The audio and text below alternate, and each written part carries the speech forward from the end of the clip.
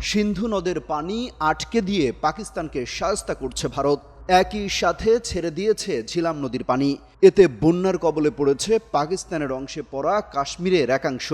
শনিবার পাকিস্তানের কাশ্মীরের রাজধানী মুজাফফরাবাদের জেলা প্রশাসনের এক মুখপাত্রের বরাত দিয়ে এই তথ্য জানিয়েছে আল জাজিরা। ওই মুখপাত্র জানিয়েছেন, ভারত ঝিলাম নদীর পানি স্বাভাবিকের চেয়ে বেশি ছাড়ছে। এতে সেখানে হঠাৎ করে মাঝারি বন্যার সৃষ্টি হয়েছে। এর প্রেক্ষিতে সেখানকার বাসিন্দাদের সতর্ক থাকার পরামর্শ দিয়েছেন তিনি। এদিকে জম্মু ও কাশ্মীরে সন্ত্রাসী হামলার ঘটনায় পাল্টাপাল্টি পদক্ষেপ নিয়েছে ভারত পাকিস্তান।